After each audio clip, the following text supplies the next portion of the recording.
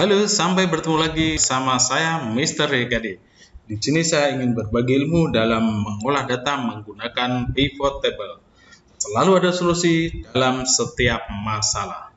Baik, teman-teman, sebelumnya kita mempunyai data di pelanggan, di mana dalam data pelanggan tersebut terdapat banyak field, banyak kolom-kolom yang saya miliki. Namun saya hanya ingin melihat 4 kolom saja yang ingin saya tampilkan, yaitu kolom nama, kolom alamat, kolom kota, dan kolom nomor telepon.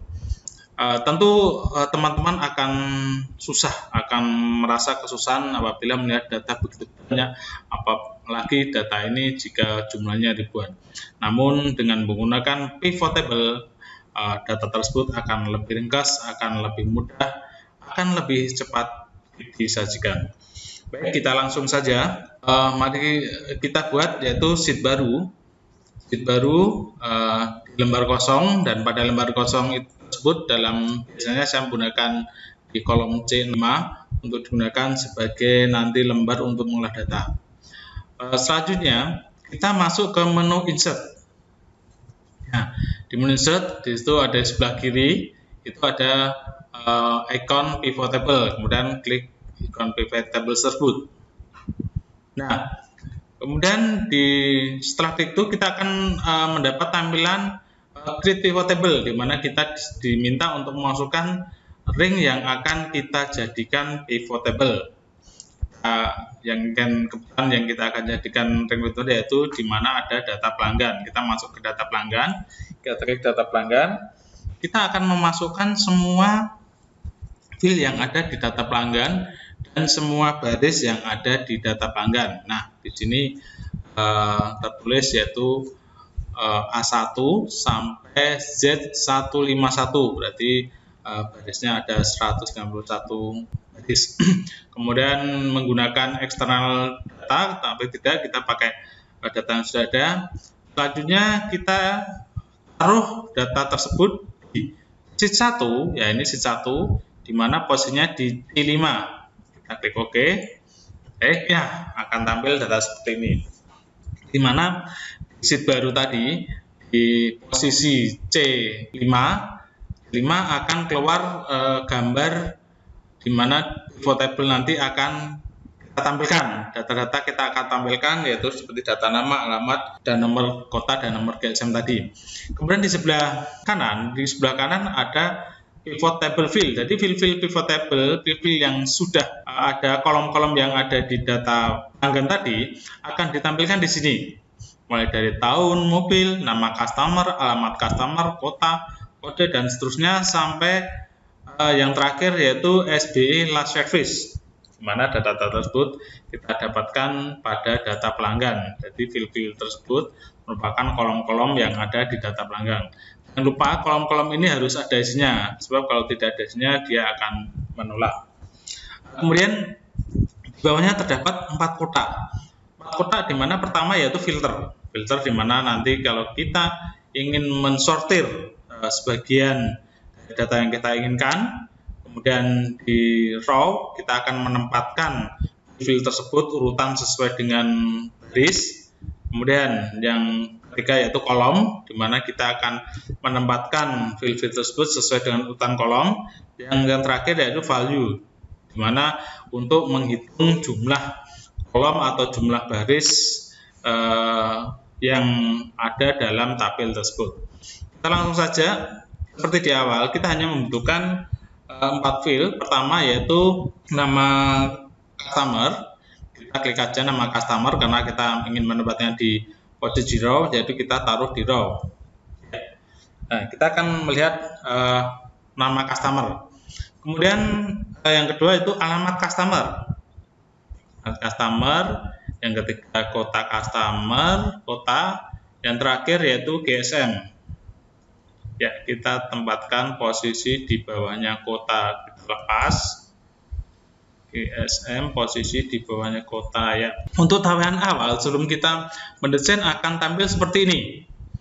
Nah, kita tentu akan kesulitan jika membaca data-data seperti ini. Katakanlah ini di urutan pertama yaitu Andika Maeswara Wertita, alamatnya blank, kemudian kotanya dan seterusnya. Karena di sini tidak dicantumkan kolom-kolomnya.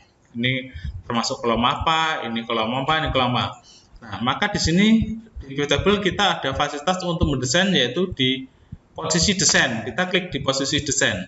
Nah, di posisi desain sendiri ada 4 kotak, di mana pertama yaitu subtitle, kedua grand total, ketiga report layout, keempat yaitu row row. Jadi mari kita coba untuk melihat layout yang akan kita tampilkan. Kita ingin menampilkan layout seperti baris ketiga, yaitu show in tabular form. Jadi formnya akan tampil seperti apa, kita klik seperti ini. Nah, kita akan melihat tampilan di pivot table kita tadi seperti ini. Kemudian di sini masih agak susah kita untuk menganalisanya. Kita urutkan ya, kita kembali ke sini ya. Karena masih ada baris kosong di antara nama-nama tersebut, maka kita kembali ke desain, kita remove baris kosong tersebut. Remove baris kosong tersebut. Kemudian subtotal kita tidak perlu membutuhkan penghitungan nama, tidak perlu dibutuhkan. Kemudian kita juga off-kan row and column. Nah, hasilnya akan seperti ini. Jadi di situ tertulis nama customer, alamat customer, kota, dan GSM.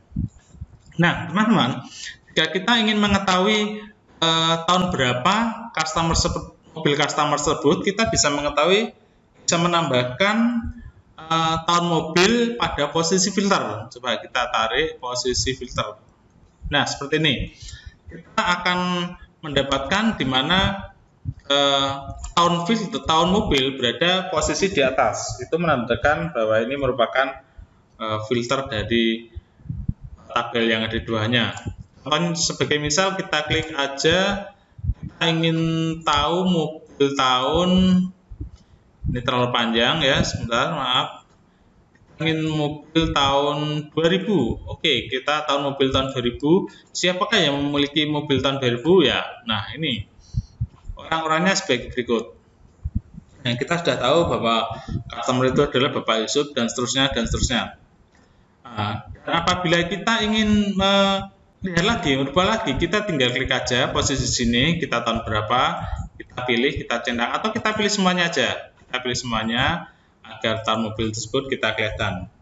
Nah, apabila kita ingin mengetahui posisi kota yang memulai mobil tersebut di mana, kita bisa masuk ke kota, kita klik posisi di atas tanda ke bawah, itu merupakan tanda filter, dan disebut kita bisa memilih.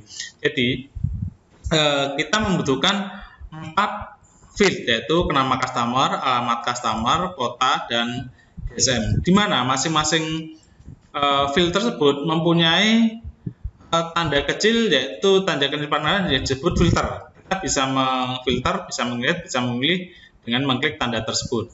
Katakanlah ini, kita bisa memilih, katakanlah si Bambang dan seterusnya, kita pilih satu atau kita pilih beberapa juga bisa.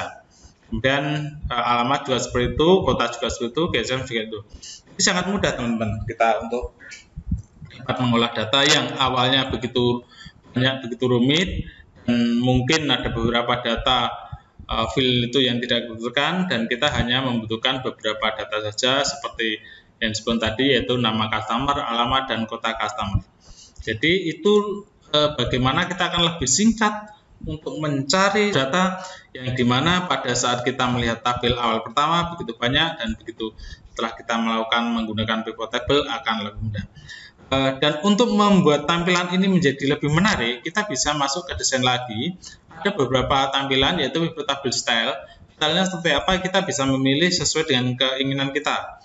Banyak sekali, mungkin ada sekitar 100 lebih nih style-stylenya. Kita coba yang ini aja. Kita akan melihat tampilan data kita seperti ini, lebih menarik daripada yang sebelumnya. Dan jika kita berubah pikiran, katakanlah saya ingin merubah nama customer berasa di belakang dan seterusnya, dan kota di belakang, kita tinggal geser aja posisi di sini. Katakanlah untuk kota kita posisikan di nomor kolom ketiga. kita taruh aja, geser ke 3, otomatis ke kotak ke pertama. Jadi otomatis kotak akan posisi berada di awal. Nah, di sini kita akan melihat di mana mereka yang berada di Bantul siapa sajakah, mereka yang di Sleman siapa sajakah, dan di Juda siapa sajakah. Nah, itu bagaimana cara kita untuk lebih mudah mengolah data, sebuah data yang dimana data tersebut awalnya tidak beraturan, awalnya begitu banyak, namun dengan menggunakan pivot table ini data tersebut akan kita gunakan lebih ringkas. Apabila kita ingin melihat layar ini menjadi lebih besar, maka kita bisa menutup pivot table fill yang ada di sebelah kanan itu menjadi hilang dan tampilan layar kita akan menjadi lebar, dan itu membuat kita juga lebih nyaman untuk melihat data-data yang ada. Jadi demikianlah singkat yang bisa saya berikan kepada teman-teman untuk dapat mengolah data, namun lebih mudah dalam mengolah data tersebut. Semoga tutorial bermanfaat dan semangat untuk kita semua. Selalu ada solusi dalam setiap masalah. Salam.